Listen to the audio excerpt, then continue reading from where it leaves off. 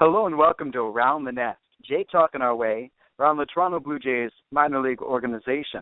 I'm Jesse Goldberg-Strassler, voice of the Single-A Lansing Lugnuts, and we'll talk with this week Triple-A Buffalo Bison's radio broadcaster Ben Wagner, in addition to Double-A broadcaster for the New Hampshire Fisher Cats Bob Lipman, and A advanced voice Marshall Kellner with the Dunedin Blue Jays. David Fine, meanwhile, will join me with the Lansing Lugnuts, and we'll talk about all the latest with the Lugs. 5 different Lansing Lugnuts are heading to the Midwest League All-Star Game. In addition to that, there have been some outstanding pitching performances turned in. It's been an exciting week around the system. And we'll talk about triple plays because, hey, the Buffalo Bisons just had a triple play turned this past week. To begin this show, however, by speaking with the Lansing Lugnuts starting outfielder Josh Almonte. This is Jesse Goldberg-Strassler, joined by Lansing Lugnuts outfielder Josh Almonte. Josh, where were you on draft day? Draft day. The day I got drafted, I was on my way home from school. I was on the subway train. And basically I got a phone call from my agent saying that the Blue Jays had drafted me. And I was very excited. Did you have any idea it would be the Blue Jays? No, I didn't. It took me by surprise, and it was a great day. Man. Unbelievable day. Were you excited even leading up to the day? You just knew something big was going to happen? I mean, obviously the draft is 3 days, so I was kind of waiting for 3 days, see which team was gonna pick me up. But I never would have thought the Blue Jays were the team to draft me. Man. So you get drafted. How quick are you playing professional baseball? I was playing pro ball, I'll say 3 weeks later. I was in my first GCL game. What was that like? It was very exciting, but at the same time kind of nervous, just because you're finally doing what you've always dreamt of doing, and you're finally there. So, I mean, it's an unforgettable day, but it was fun. What's the difference between playing, let's say, baseball in New York and playing the Gulf Coast League? Oh, totally different. Really? Yeah. Well, obviously, competition level is just you're playing professional baseball now, so. I mean, you kind of want to keep it the same. You don't want to kind of put too much pressure on yourself. Just kind of think of it as the same, but obviously it's not. But just try to keep it as simple as possible. That entire last year of school, could you feel all the scouts that were around watching you? Oh yeah, it was definitely. I definitely felt a bit more pressure, just knowing that that these games just meant a bit more than like any other year did. Yeah. But again, like I said, you just kind of have to try to keep the emotions down and just play the game you've always played since you were a kid, How many sports did you play growing up? Actually, my first sport growing up was basketball. Yeah. Then I after like 9 years old, I kind of just started playing baseball. Played football in high school for a year. What position? I was running back in high school. Then my head coach kind of didn't want me like getting hurt and stuff, so I kind of just stopped playing football and just kept it in baseball throughout my whole, mainly throughout high school. Anybody else in your family play baseball?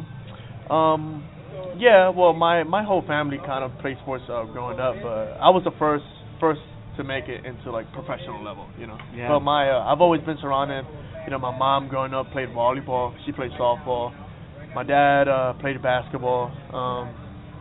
Yeah, I come from a family who just played a lot of sports growing up, Was there a point where playing suddenly became easy? Baseball suddenly became very easy for you? I feel like even though I started off playing basketball, I feel like baseball was more my thing, it kind of came natural, even like playing the outfield, it's something that comes natural to me, Had you played any positions aside from outfield? Well, growing up, I caught a little bit before I got to high school. Yeah, I was a catcher growing up a lot, and the outfield, but just mainly the outfield. What was the best game you ever played? Best game I ever played. It was probably my sophomore year. I remember we were at home at my high school, and I remember going 3 for 4 with 3 home runs. That was probably the best game I've ever had. By the time that you've hit 2 home runs, you come up for the next time. Did you feel another home run was coming? I didn't, because I wasn't. I'm a big kid now, but I wasn't that big of a kid or a home run hitter back in high school. So it kind of took me by surprise that I hit 3 home runs in one game. So that was pretty surprising. If I had seen you that first professional year in the Gulf Coast League, and now I see you here with the Lansing Lugnuts, have you changed? Have you gotten better? Oh yeah, of course. I think it just mainly came from just experience, just coming out of high school, 18 years old, playing pro ball, and now being 21. I think just experience has gotten me a lot better. Is it true that your arm has been clocked at 94 miles an hour? Yeah, it's been clocked higher than that. How high? Well, my first year in GCL, we did a little competition. I clocked in at 98. Well, I was at 94 during high school. Then my first year playing pro ball, I guess it's getting kind of gaining weight, kind of getting a bit stronger. Yeah, that's the highest. Did you win that competition? I actually won the miles per hour part, but didn't win the accuracy part. So I was throwing hard, but just not accurate. All right, so you throw hard. Something else that I've noticed that takes people by surprise is how fast you are. And I think it's kind of been like that all through high school, because I've always been like a tall guy, so people wouldn't think that I would have the speed I have. Mm-hmm. And it's funny because like I'm not that fast of a guy like starting off, but like once my strides kick in and like I kind of use my long legs, as an advantage. How good of a base stealer are you? I'll say I'm pretty good. Still getting better. What are you learning? Just how to just reading the picture and just kind of going off of what you see, not what you're anticipating. Mm-hmm. How about at the plate? How are you learning that as a hitter? How are you growing as a hitter? Again, experience. Still got to improve. There's still a lot of things I got to improve on. Again, and experience is what is key. Speaking with Lugnuts outfielder Josh Almonte, would you rather hit a home run, steal a base, make a great defensive play? Ooh, I feel like you can hit a home run, but I feel like making a great defensive play is kind of better. Let's end things right there. That's Lansing Lugnuts outfielder Josh Almonte, and a little bit more about a young Toronto Blue Jays farmhand. I'm Jesse Goldberg-Strasser, and Around the Nest, Jay talking our way around the Toronto Blue Jays minor league organization. Joined now by the AAA voice of the Buffalo Bisons, joined by Ben Wagner. Ben, how are you? Happy Friday, Jesse. How are you? I'm very well. So our show this week has a little bit of a triple play tinge because you had the opportunity to witness another triple play, and I believe this is not the first one that you've called as a professional. It's not. It's actually number 2. And to even have one under my belt, I feel like I'm a spoiled broadcaster. And to have the opportunity to not only call a different triple play, but something that wasn't even similar to how the first one developed, it was a lot of fun. And last night here in Louisville, Kentucky, we almost had our second triple play. It was an eyelash short from going around the horn from a 5-4-3 triple play. It was so close. So to have not only one shot to call one in a given season, let alone in a career, but then within the same week have another opportunity to perhaps even see 2. But, that's like falling a triple shy of the cycle. So, it's still a double play. Happens all the time. But, yeah, the triple play was pretty rare, right? Notably, Howard Kelman had the TV call here in our International League because it happened in Indianapolis. So that was the call that people heard, and if they were on radio or heard it online, listening on Bisons.com, that was yours truly. So, yeah, it was definitely a lot of fun. That's wonderful. Well, as with regards to how the team is going, let's begin with Matt Hague, because there was a time just a week ago where every single day it was another multi-hit game. Yeah, he had 5 in a row, and then had a day off, or not a day off, but a day off in terms of Matt Hague play. Offensive play, didn't come up with a multi-hit game, continued to hit the ball really well, and then yesterday here in Louisville, he doesn't get it done with a base hit to drive in a run, but he has a sacrifice fly, leads Buffalo to a victory, got him on the board, all that Scott Copeland and company would need. And deservedly, Matt Hague has been the most consistent player that Buffalo has had this season, and he's produced the most in clutch situations than any Bison player has in any situation this year, and he's being recognized already immediately because of those statistics and leading the International League in all-star voting. So hopefully he can be one of not only a couple, but maybe even many Buffalo Bisons that have put together good starts in the front half of the year and can represent the herd well in Omaha. I'm used to all-star balloting. Maybe there are certain fan bases that stuff the ballot box in the major leagues. Maybe sometimes it's a popularity contest. It seems to me, though, International League sounds like more of a meritocracy. I think it is a little bit. I don't think that popularity in terms of the players or the names that are associated with it, I think it's heavily statistic-driven, especially from the fan voting ballots that you see on Bisons.com and beyond. I know in the media, as a group collectively, the broadcasters, and I speak solely for the broadcasters, but I know a handful of other beat writers take it very seriously when it's time to cast our ballots.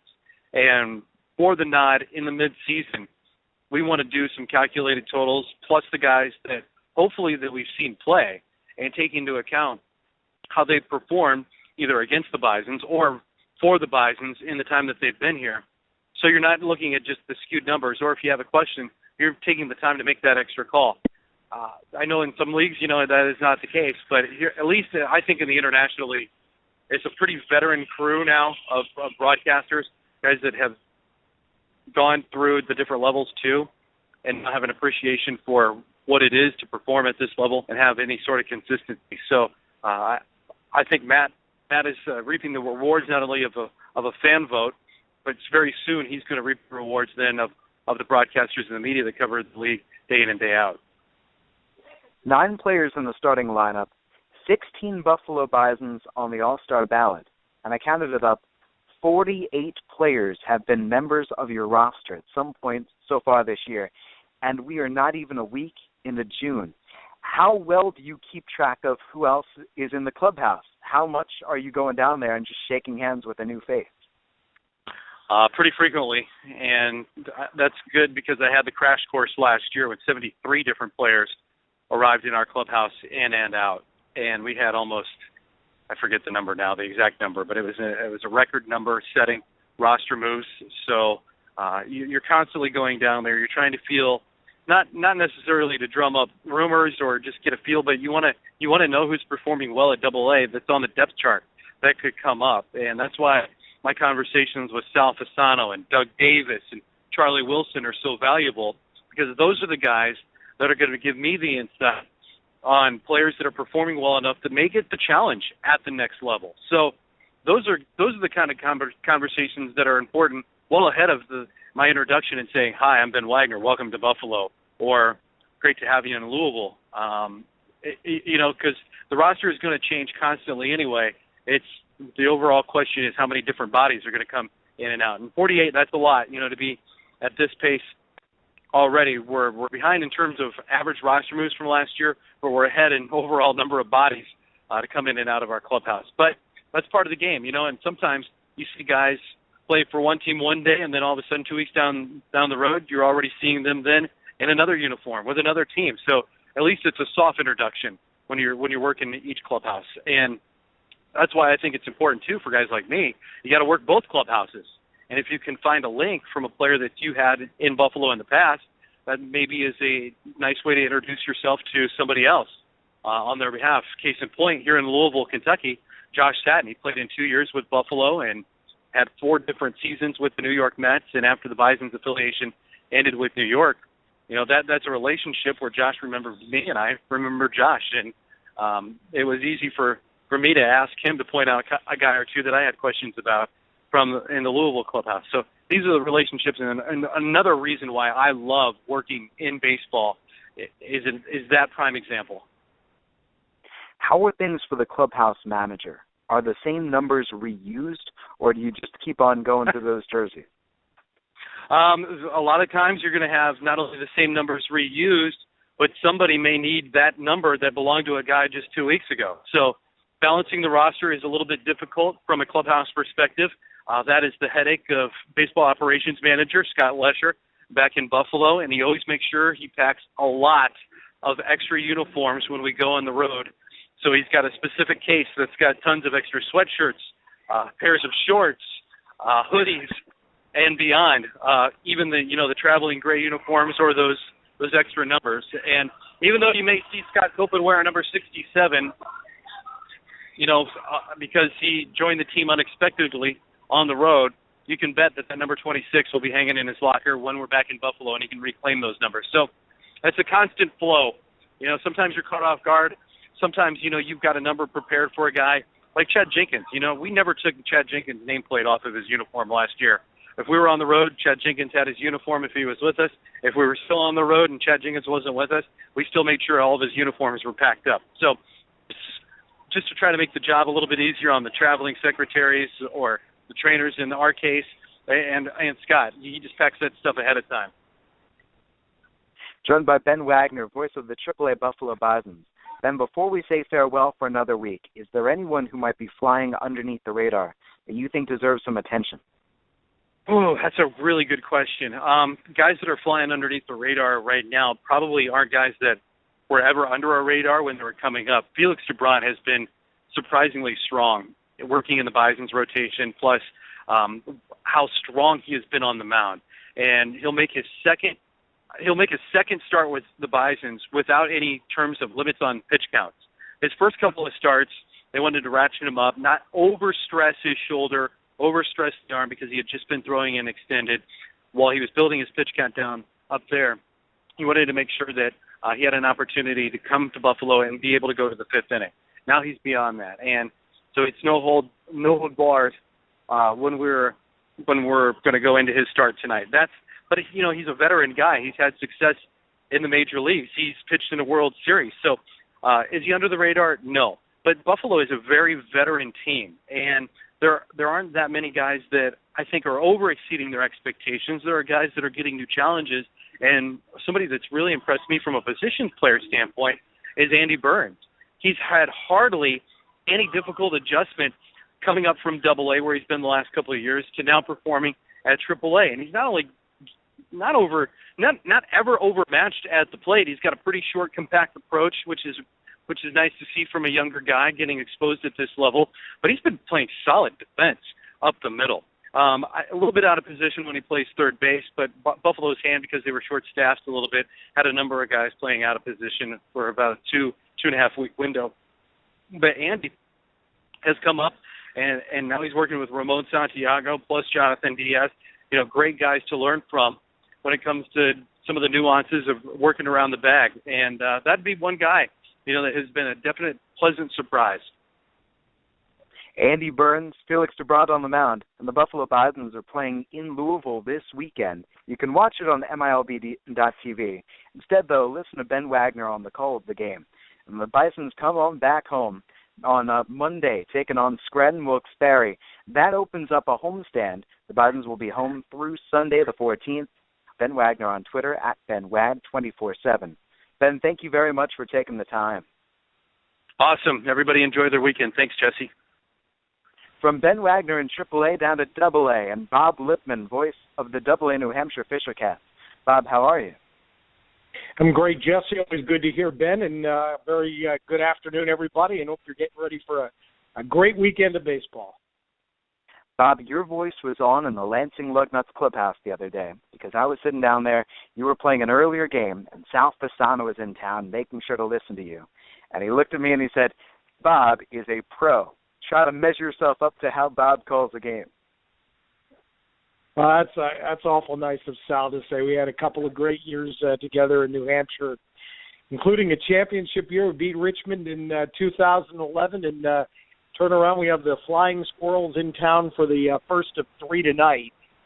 And just a side note on it real quick, Jesse, we're going to face Tyler Beatty tonight, and if that name rings a bell around Blue Jays circles, Toronto took him out of Andover, Massachusetts, back in 2011 when he was a high school player. He turned down the Blue Jays, instead went to Vanderbilt for 3 years, and now he's the number 2 prospect in the Giants system, and he'll be making his Double-A debut tonight. I was reading on Twitter they are not expecting a very tight pitch count. They're expecting to see Beede for quite a while in the game, judging how things go. Yeah, so it'll be interesting to watch. See how he has certainly developed. And Taylor Cole will be in a pretty good pitcher's battle tonight, and he's been coming around for us. So we'll see if the young Cole can match this other prospect from the Giants system and give the Fisher Cats a boost here in Game 1 of the series. Well, let me ask you, Taylor Cole, how has he been improving? What's been progressing?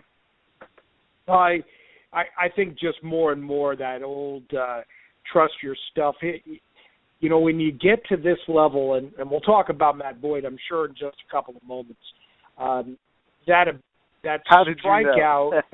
You know? Well, yeah. Listen, Taylor Cole struck out 171 guys for Dunedin last year, and he was an unbelievable pitcher. And all of a sudden, what happens when you get to Double-A is you're not blowing the ball by guys anymore. You're not getting the swings and misses. You've got to start to understand that pitching to contact and how important it is to put the ball in the right place in the zone. And as Taylor continues to work with Bob Stanley, he's getting better and better about it. I know the ERA still looks a little bit high at 5, but he was a much better pitcher in May than he was in April, and I expect that June is going to be a good month for him. All right, let's talk about Matt Boyd. Matt goes to the mound. Now, this season, there have been only 4 starts in which he's allowed an earned run, only 3 starts in which he's allowed more than 1 earned run, only 1 start in which he's allowed more than 2 earned runs, and he gave up 3 earnies in that game. The outlier, he picked up the win. Are we in danger of taking him for granted at any point? You know what? I don't know if taking him for granted is what you want to say. But listen, I don't know. Matt Boyd was on the radar screen as a prospect even before this season, even with his struggles at Double-A last year. Right now, he is pitching and has pitched as consistently over 2 months as any starter that I've seen in New Hampshire. Let's hope that it keeps going. He threw 103 pitches, got to within 2 outs of a 9-inning complete game. Early on, I know you talked to Tom Gauthier and Ben Gelman about the fact that they wanted Boyd to get deeper into ball games, and he's being, a little bit more economical with his pitches for sure. And the other day, he had to battle all the way to the end because that was a 1-0 game that he won over the Bay Sox the other day. So Boyd is certainly getting the job done, and he has been, just a tremendous thrill to watch this season. Easily the best pitcher in the Eastern League through the first couple months of the year. Well, not only a 1-0 game. My gosh, the next day, there's the Bowie Bay Sox with 20 base hits in a rout of a win, and Matt Boyd held them down. Let me ask you, can you compare and contrast Boyd to a couple of other very recent dominant New Hampshire Fisher Cats, and Aaron Sanchez and Marcus Stroman? Aaron was not a great pitcher at Double-A. He struggled mightily at the beginning of last year and was getting hit around quite a bit. And in fact, a few of us even were scratching our heads when the call came that he was going to get promoted to AAA. Marcus Stroman certainly developed into a pitcher who had accomplished everything that he was going to accomplish here at Double-A. I think the thing that really excites you about Matt Boyd, number one, he's lefty.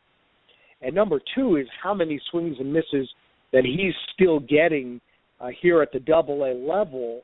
And his fastball is above average. I mean, he's 93, 94, but there's movement, and his fastball kind of moves in on the right-hand hitters and in on the left-hand hitters. He's got something going there with the fastball that's really fun to watch. Who else is standing out for New Hampshire in maybe a way that perhaps is not as attention-grabbing, but you think deserves notice? I like the way Jorge Flores has played this season in the infield, and certainly you look at him and it's kind of like that Jonathan Diaz, who we've talked about, who's made it to the major leagues, and a guy who has certainly developed his skills into the point where he might start to get a look as a backup infielder at the major league level. I like what he's done in 2 years with the Fisher Cats. He's pretty consistent, been right around that 300 mark. And I don't think there's any question that you have to give a shout out to Blake McFarland and the job that he's done out of our bullpen this year. And again, not a guy who's a hard thrower, but has dominated the end of games. And maybe you look at him and you say you want that guy who's throwing 100 miles per hour there on the mound at the end of the games. But McFarland's gotten the job done. And speaking of radar guns, Jesse, and 100 miles per hour, Jimmy Cordero made his third relief appearance for the Fisher Cats in yesterday's game, and he threw an inning. He did walk a couple of hitters on close pitches. Gunn hit 100 3 times and 101 twice in his one inning of work. I think if you asked Jimmy Cordero, he would say that's still a little bit slow for him. He told me last year he was hitting 103. I believe Marshall Kellner could tell you from Dunedin he was hitting 102 to 103. Let's see just how hot he can get that gun this season. Yeah, and ours is pretty accurate, so it's kind of fun.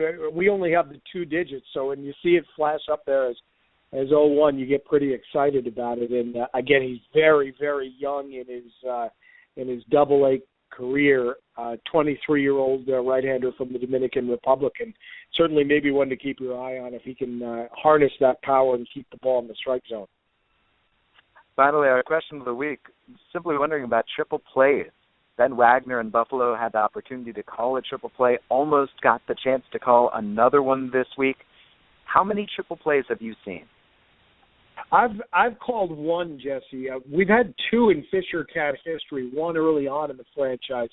The one that I called was back, I think it was the 2010 season, and it was started in Binghamton with a low line drive to Adeiny Echeverria. I guess you thought he was probably going to catch it, but had trapped the ball and had confused the Binghamton hitters.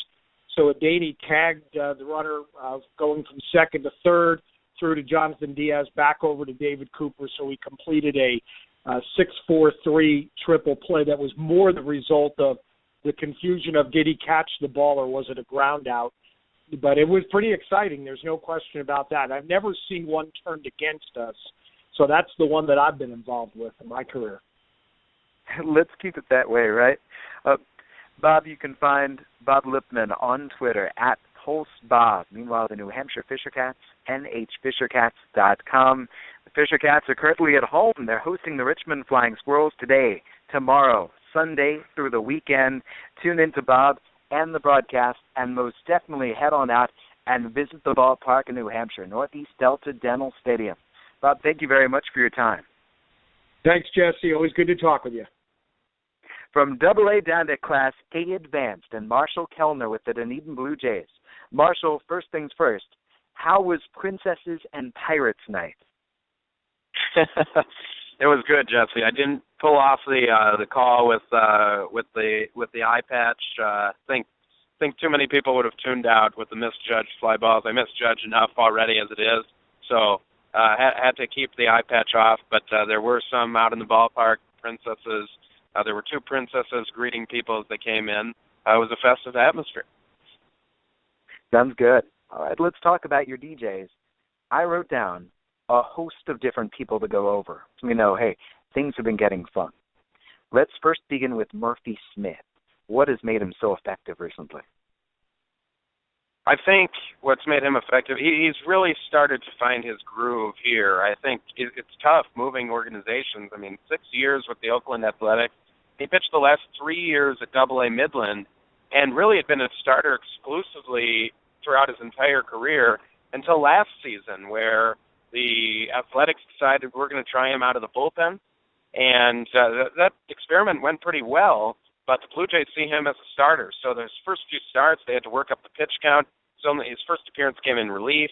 Then they started throwing him 3, 4 innings, and finally he's up to the point now where he went 7 his last time out and was absolutely outstanding, throwing multiple pitches for strikes, just a ton of strikes right now, and keeping the ball down in the zone. You can tell that he's got double-A experience because of that ability to throw all those pitches for strikes. And, he works quickly. Like I said, keeps the ball down. And last time had 7 strikeouts in 7 innings as well, which was a season high for him. Strike throwing and keeping the ball down sounds like it also describes the plan of attack for Jeremy Gaboryski. Gaboryski has been noted as an innings eater, had a ragged start to the year, but it sounds like he's coming on. Yeah, and he actually had a couple of relief appearances too, backing up Jeff Hoffman. But now he's back into the starting rotation and had a really good one last night at Brevard County.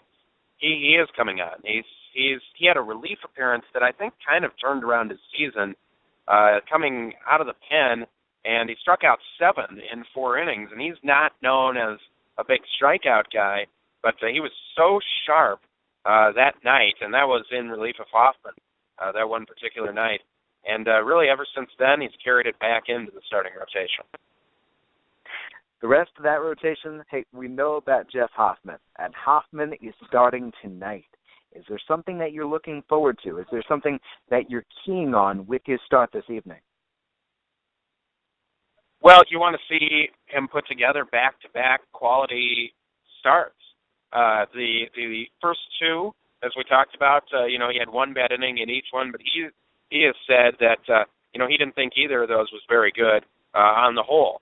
Last time out, he was very confident, and you could tell he was locating any of his pitches wherever he wanted to down in the zone, and he was again throwing in the mid to upper 90s with that power curveball. The curveball is just a big time weapon for him, and I just want to see him continue to throw strike, and if he's able to do that tonight, you want to see consistency. That's the key from start to start, and I think we certainly saw him turn the corner last time out. We'll see if he can do it again. There was a hiccup for this man on May 23rd, but is it fair to say that Luis Santos might be the stopper in the starting rotation? Every single time he goes to the mound, he's likely now to get deep and pitch effectively.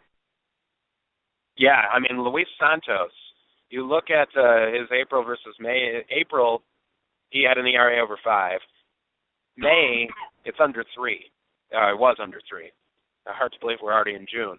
But I think for Santos, a relief appearance also turned around his season, because I think it was his first appearance of May. It was a 13-inning game in Tampa, and it was Justin Schaefer's first start with the DJs, and he only gave up 1 hit through 5. The game ends up going into 13, and Santos comes out of the bullpen just firing missiles, throwing the curveball for strikes, getting a ton of strikes. He struck out 7 in 4 and picked up the win.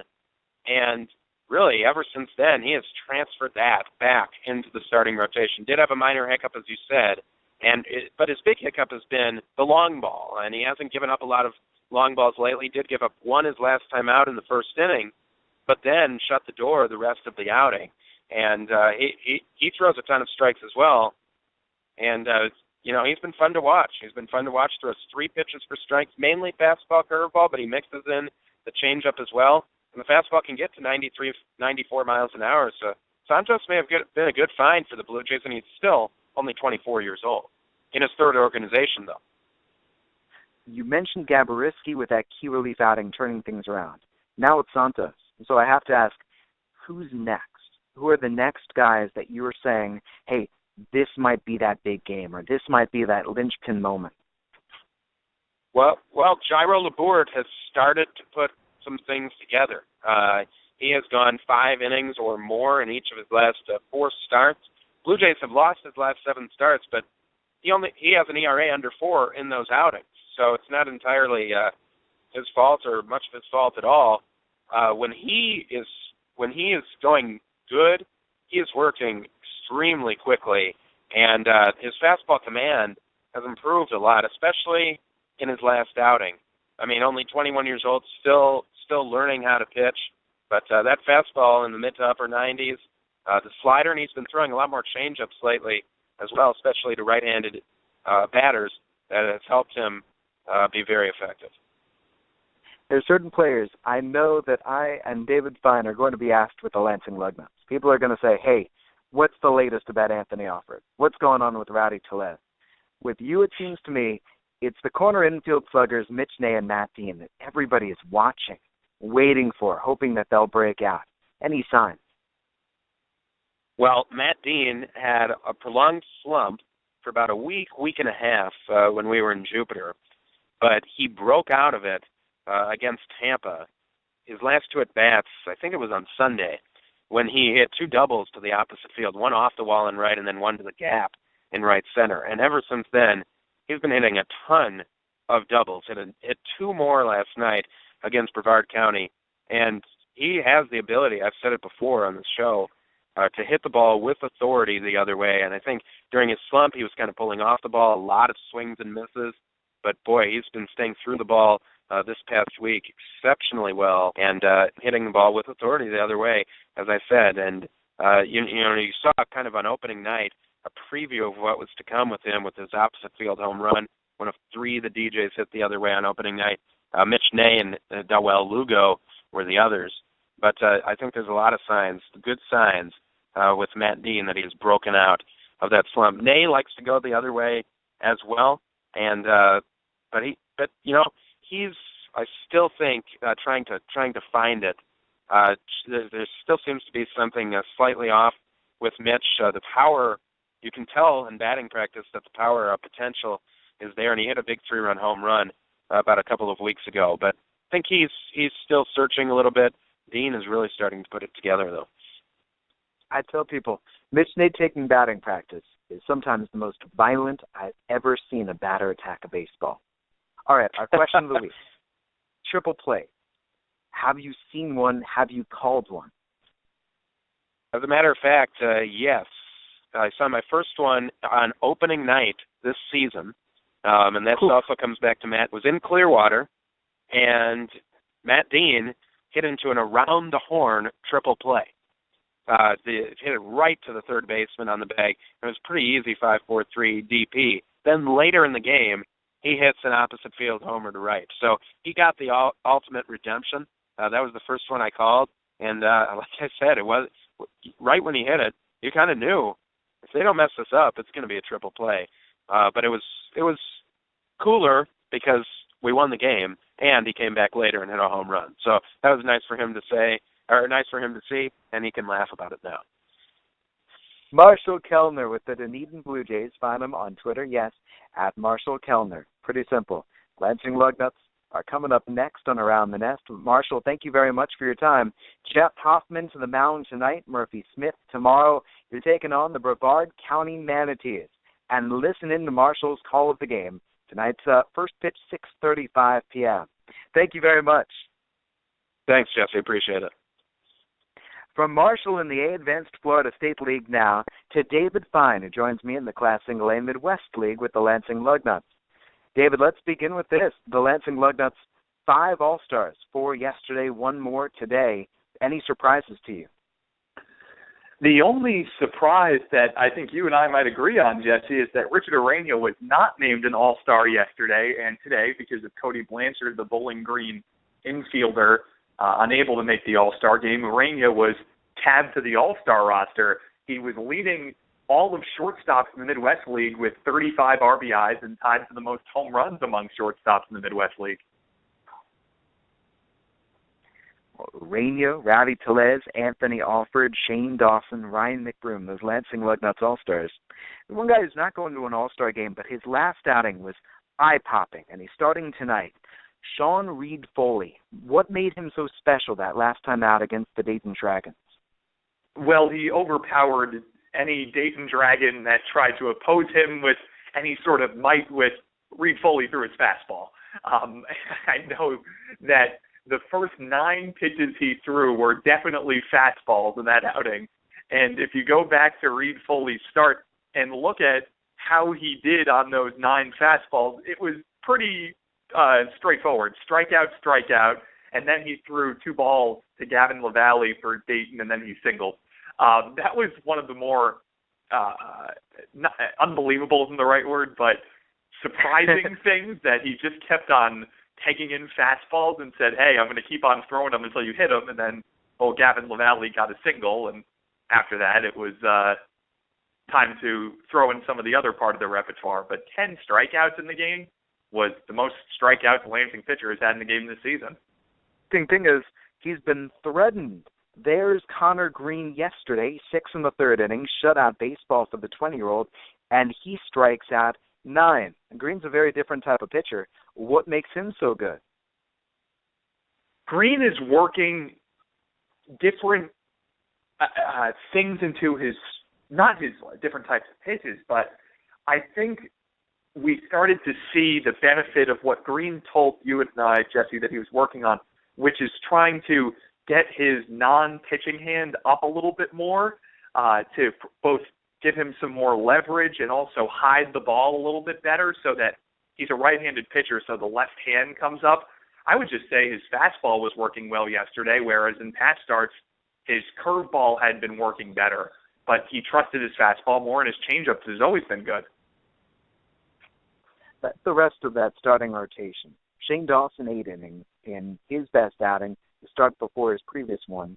Chase DeYoung to the mound, looking good. Jesus Tinoco getting a lot more attention his way. It appears to me as if the Lansing Lugnuts have a talented quintet. Doesn't matter who goes to the mound. There's excitement for either a fan or a scout. You couldn't have said that 3 weeks or 4 weeks ago either. It looked like that perhaps Chase DeYoung and Shane Dawson were your two best arms, and Reed Foley was working things out. Tinoco had not yet won a game until his last start, and then following up with that, Connor Green was still working through some things as well. And yet, it's easy to look at it and say, well, Tinoco just had a great last outing and won his last start for his first win of the season, and Connor Green 6 in the third with 9 strikeouts last night, and say, oh, well, now Lansing has 5 great starters. I'm interested to see whether they do it again. Just keep on repeating it. One good start, not good enough. Yes. Joined by David Fine with the Lansing Lugnuts, talking Midwest League action in Class Single A baseball. Going back very briefly to the Lansing Lugnuts All-Stars, you had the opportunity to speak with Lansing Lugnuts hitting coach Kenny Graham, the Lugnuts' great hitters, and in particular those position player All-Stars, Rowdy Tellez, Anthony Alford, Ryan McBroom. What did you learn from Kenny? I learned that Anthony Alford and Kenny Graham both learned a lot by going to the Australian League this summer, or this winter, but Australian summer. So Anthony Alford played this last winter getting himself ready by getting a few more extra at-bats in Australia, where they have a baseball league. And Kenny Graham was explaining to me, because Graham joined Alford, the Lansing center fielder, that Anthony wasn't ready to face off-speed pitchers and those that can work with off-speed stuff rather than with the traditional fastball, curveball, changeup where your fastball is your best pitch. Alford was seeing older pitchers who had worked against experienced hitters, and Graham said that Alford learned not only how to hit off-speed stuff better, but that he became more of a minor leaguer by just dealing with travel and things like that. Guys who are under the radar, because the players that we've talked about, they've received a lot of attention. One of my favorite things to ask, who maybe is not receiving that same share of headlines, flying under the radar, but really you think deserves a spotlight their direction? It will always be Tim LeCastro to me until he's leading off every game. I'm going to pick a different one, though, because LeCastro's hitting above 300, and he's 5th best in the league in on-base percentage, but he's batting 9th because Arenio bats 2nd and Alford bats 1st. So I'm going to move LeCastro out of the side. I think that DJ Davis has not received enough attention for having a 21-game on-base streak. His average is .292 coming into today's game against the Burlington Bees. That's the highest average Davis has had all season since he's a qualifier. He's a nip under 300. That's an almost all-star-like talent with 2 home runs and 22 RBIs. And in the last month, Davis has upped his average 50 points. If you're looking for a third pick, though, LeCastro's one, I guess, Davis is sort of second, and then third I'd say is Chris Carlson, because he's hitting eighth most nights. He's played a spectacular field and makes many a diving catch in the last week, and he's batting 280. He's a great eighth batter. Question via Twitter about DJ Davis. Now I'm going to turn toward you. The difference for Davis between last year and now his improvements this year, is it better plate discipline or is it about contact rate? I'm going to defer to what Ken Huckabee said earlier this year and say that it is about plate discipline. He said that last year Davis was striking out more. This year he's striking out less. Simple as that. Finally, with David Fine of the Lansing Lugnuts, our question of the week. Talking triple plays. The Buffalo Bisons are suddenly getting their share of them. Have you seen and have you called a triple play? Never called, never seen, still waiting. It's an easy one for me. Do you ever get that feeling that maybe this could be that moment? No, I can't say I ever have. I maybe watching TV have been twiddling my thumbs while watching a baseball game, and all of a sudden you hear the commentators say, oh, this could be 3, and then it's not even close to being 3.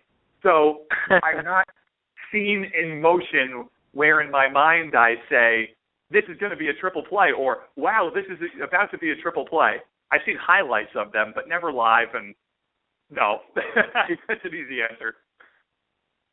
Someday it's going to take you entirely by surprise, and we'll see if time can slow down long enough that you can realize in the thick of things, or if it will be like a lightning bolt, and then afterward you'll be able to catch your breath. Have you ever seen one, Jesse?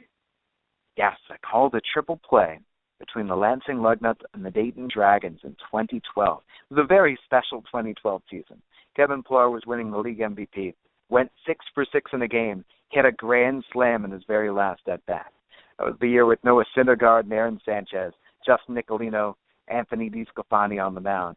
So we're taking on the Dayton Dragons at Fifth Third Field. Carlos Perez is our catcher. Now he's catching for the Angels.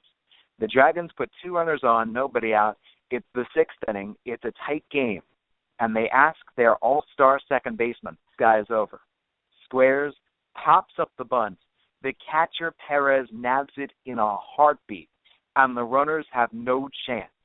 Fires to second, relay to first, triple play, 6th inning over, and it was over like that. It was the lightning bolt triple play. It was the reflexes of Carlos Perez, and everybody was left gasping in Dayton, Ohio. It was awesome. It was a threat. There was a rally that was about to get started, and it was snuffed out if you blinked. I loved it. Now, that's a better story than my triple play story. I don't know. There are also those great triple play stories. I don't know if you had one of these from T-ball. I had one. I've talked to a lot of players who had one. If you were alert, the line drive or a fly ball that was hit and the runners are off the bases, and you grab it and you just tag everybody in sight and you run off to the dugout. Those were a blast.